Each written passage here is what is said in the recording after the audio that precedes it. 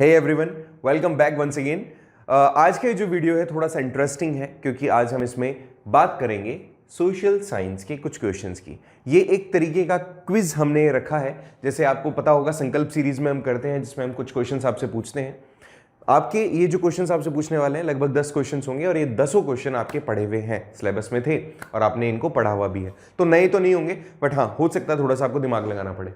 ये जो क्वेश्चंस आपसे पूछे जा रहे हैं ये सारे क्वेश्चंस आपके प्रीवियस ईयर में आए हुए हैं। कहाँ पे? एनटीएससी एग्जामिनेशन में। अलग अलग स्टेट के एनटीएससी के एग्जामिनेशन के स्टेज 1 के अंदर ये क्वेश्चंस पूछे गए हैं जो अलग अलग टाइप से अलग अलग सेक्शन से पूछे गए हैं, चाहे ज्योग्राफी हो, हिस्ट्री हो, आपका इकोनॉमिक्स हो। ठीक है, तो अब ये सारे जो क्वेश्चंस हैं उनका एक छोटा सा हमने सब क्वेश्चंस तो नहीं 10 क्वेश्चंस लिए उनमें से। जैसे पहला क्वेश्चन आपके सामने है, तो जैसे पहला क्वेश्चन कह रहा है वैसे आपको सारे 10 क्वेश्चंस के जवाब देने पड़ेंगे। क्वेश्चन कहता है कि फ्रेंच रेवोल्यूशन के बाद जैसे भारत में इंडियन पार्लियामेंट है वैसा कौन सा इंस्टीट्यूशन सेटअप किया गया था? Option A Duma, B Zollverein, House of Lords, National Assembly. जल्दी से जवाब दो फटाफट से कि फ्रांस के अंदर फ्रेंच रेवोल्यूशन के बाद कौन सा इंस्टीट्यूशन एस्टेब्लिश किया गया था जैसे इंडियन पार्लियामेंट है? जल्दी फटाफट, ड्यूमा, ज़ोल्वेरिन, हाउस ऑफ लॉर्ड्स या नेशनल असेंबली। अगर आपने आंसर दिया था डी तो आप बिल्कुल करेक्ट हैं क्योंकि रशिया में हुआ था ड्यूमा तो, और इसके अलावा जो ज़ोल्वेरिन है वो ट्रेड यूनियन था एक। ठीक है, next question, who is considered to be the first communist revolutionary in the world? ये केरेंस्की थी, कार्ल मार्क्स थे, लेनिन थे या ट्रॉट्स्काय थे? ट्रॉट्स्काय। तो ऐसे में इनमें से कौन सा वो व्यक्ति था जिसको फर्स्ट कम्युनिस्ट कहा जाता है, कम्युनिस्ट रेवोल्यूशनरी? ठीक है, वो कौन था? कम्युनिटी बूस्टअप करने के लिए, सोशलिज्म को लेकर आने के लिए इनमें से किस व्यक्ति ने सबसे पहले जो एक्टिविटीज की थी वो कौन से व्यक्ति हैं? ठीक है, हालांकि इनके बारे में चारों के बारे में पढ़ा हुआ है तुमने, but right answer would be Karl Marx, जिन्होंने पहले कहा था कि हर एक व्यक्ति के पास में मौका होना चाहिए कि वो व्यक्ति भी अमीर बन सके, कैपिटलिस्ट बन सके। इस तरह की आइडियोलॉजी रखने वाले थे कार्ल मार्क्स। थर्ड क्वेश्चन कहता है कि what was the theme of the movie Green Berets? ये ग्रीन बैरेट्स मूवी काफी पॉपुलर रही थी। इसमें एक कम्युनिटी है जो कि ग्रीन कलर के, मतलब जो उनके कपड़े थे उससे रिप्रेजेंट करती है, लेकिन ये सोल्जर कम्युनिटी है। तो इनमें से कौन सा वो थीम था इस मूवी का? 1968 के आसपास की मूवी है। The glorify the war, glorify the socialism, peace या फिर कैपिटलिज्म? इनमें से क्या थीम रहा था उसका? If you will go with the option A glorify the war, ये आपके यूएस आर्मी का एक बैच है, बेल्ट है, जिसके अंदर जो टीम थी उसको दिखाया गया था विथ दैट वॉर कंडीशंस, उसी थीम पर थी। इन्होंने कहा कि गुजर बकरवाल्स कौन से स्टेट के ट्राइबल कम्युनिटीज से बिलोंग करते हैं? जे&के, राजस्थान, मध्य प्रदेश या केरला? इनमें से कौन सा वो स्टेट है जहां से गुजर बकरवाल्स जहां पे रहते हैं? कौन सा वो स्टेट है? जल्दी से बताइएगा। जे&के है, राजस्थान है, मध्य प्रदेश या केरला है? जल्दी, इतनी देर में आंसर आ जाना चाहिए तुरंत, इसलिए हमने इस वीडियो को टाइमर जो इसमें लगाया वो छोटा लगाया है। तो राइट आंसर है जे&के, हमने पढ़ा भी है। लगभग अधिकतर क्वेश्चन जो आज की इस क्विज में है वो आपके 9th क्लास पे बेस्ड है। नेक्स्ट क्वेश्चन क्या कहता है? कहता है कि the state from which the tropic of cancer does not pass. कई बार क्वेश्चन आता है कहां से पास करती है, तो आपको पता होना चाहिए। याद करो, मैंने आपको एक ट्रिक दी थी, मगरमच्छ झपटा, उसमें था मगरमच्छ झपटा के हिसाब से लगभग 8 स्टेट्स थे जिसके अंदर ये ट्रॉपिक ऑफ कैंसर का आप इसमें पता लगा सकते हो कौन सा है। मैं इस वीडियो के लास्ट में दूंगा उसका आंसर। ठीक है, तो त्रिपुरा, वेस्ट बंगाल, मिजोरम या मणिपुर, इनमें से कौन सा वो स्टेट है जहां से ट्रॉपिक ऑफ कैंसर नहीं गुजरती? तो राइट आंसर होगा मणिपुर। इसके बारे में डिस्क्लोज करूंगा वीडियो के लास्ट में। नेक्स्ट क्वेश्चन पे अगर अपन बात करते हैं तो नेक्स्ट क्वेश्चन क्या कहता है, देखिए, which of the following is the oldest mountain system? Okay, Nilgiri, Satpura, Aravalli या फिर विंध्या? इनमें से कौन सा वो रेंज है, माउंटेनियस रेंज, जो कि सबसे पुराना है? वापस से आ जाइए, नीलगिरी, अरावली, सतपुरा या फिर विंध्या?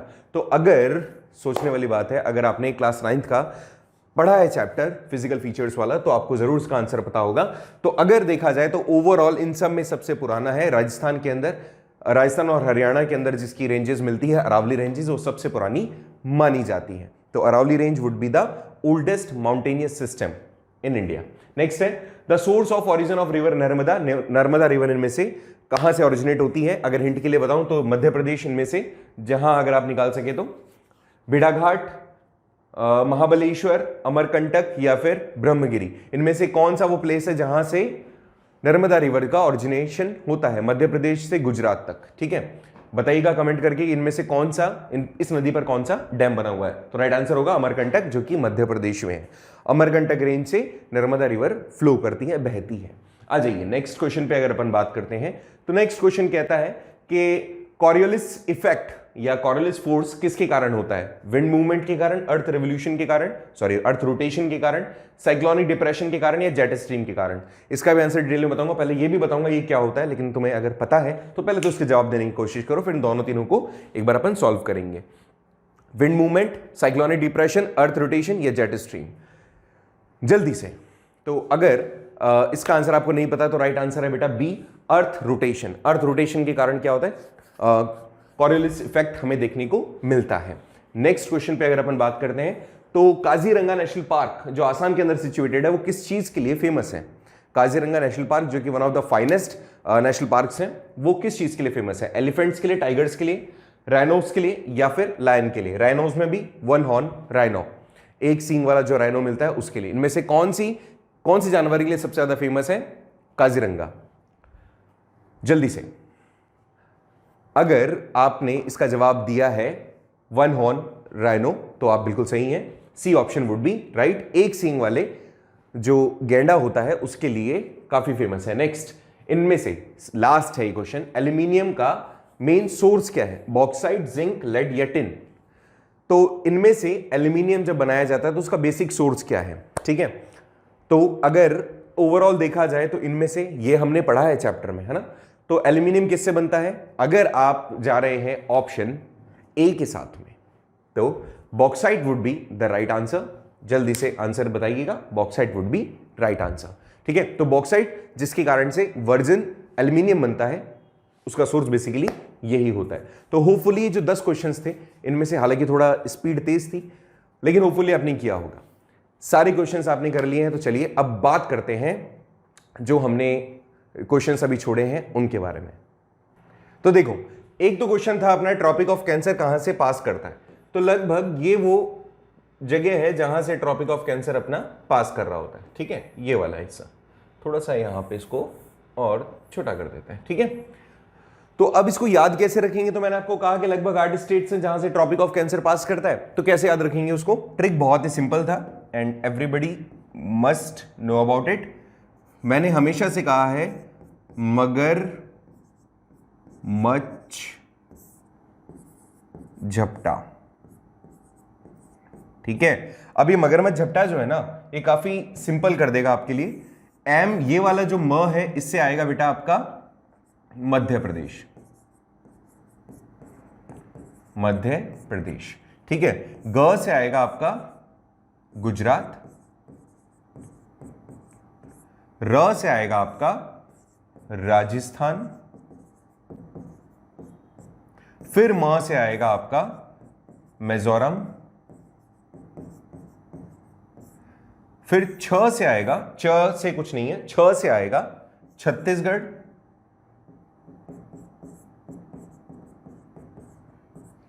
इसके बाद झ से आएगा आपका झारखंड, प से आएगा पश्चिम बंगाल, वेस्ट बंगाल जिसको कहते हैं,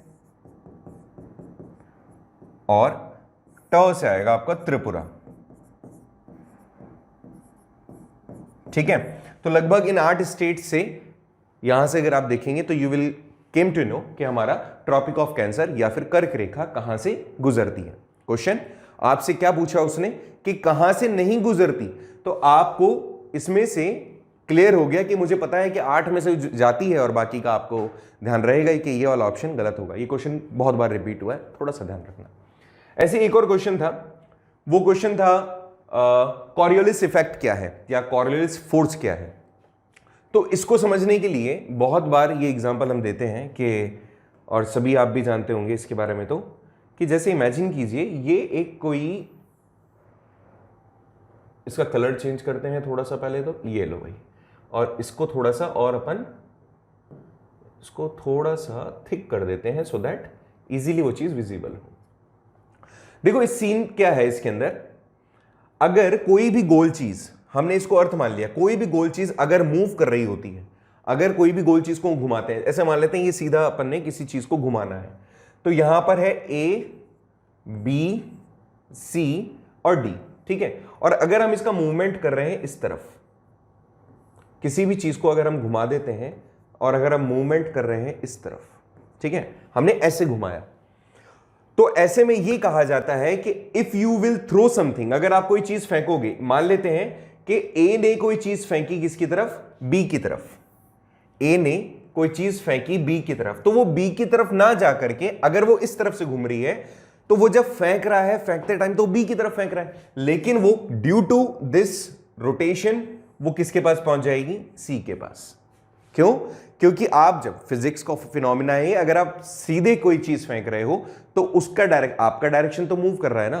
तो ऐसे में ये बिल्कुल वैसे ही जैसे एक गेम भी होता है ना, वो घुमाई जाती है, आप पार्क में भी आपके लगा हुआ होगा। तो ऐसे में अगर कोई ऐसे चेयर टाइप होती है समथिंग रोटेशन वाली, तो उस पर आप चीज सारे लोग खड़े हो जाए तो उसको घुमाते हो और फिर कोई चीज फेंकोगे आप, तो वो जस्ट आपके पास वाले के पास चली जाएगी। तो ये जो इफेक्ट है इसको कहा जाता है कॉरियोलिस इफेक्ट। और ये याद रखना, क्योंकि यहां पर ये जो प्लेट है या फिर रोटेशन की जो कंडीशन है, ये हम किसके लिए कर रहे हैं, ये हम कर रहे हैं बेटा पृथ्वी के रेफरेंस में। तो ऐसे में ये क्यों हो रहा है, ड्यू टू अर्थ रोटेशन, जो अपने एक्सिस पर घूम रही है। अपने एक्सिस पे जब वो घूम रही है तो ऐसे में इसके कारण से ये विंड का मूवमेंट इस तरह से ये फिनोमिना क्रिएट कर रहा होता है। तो ये हमने ये भी पढ़ा था हमने क्लाइमेट वाले चैप्टर में, होपफुली ये भी तुम्हें समझ में आया होगा। सो लाइक दिस हमने वो 10 क्वेश्चंस किए जो लगभग इंपॉर्टेंट थे हम सभी के लिए और प्रीवियस ईयर में पूछे गए थे। थोड़ा सा कोशिश किया एक नए तरीके से आपके साथ रिप्रेजेंट किया जा सके। होपफुली आपने वो सारे आंसर सही दिए होंगे। थोड़ा सा जल्दी था आई नो, बट कोशिश करें अपन जल्दी जल्दी उसको कर सकें। ठीक है, आपका ज़्यादा टाइम भी वेस्ट नहीं होना चाहिए। Thank you so much for watching this video. मिलते हैं ऐसे ही एक और नई वीडियो में अगली क्लास में। Thank you.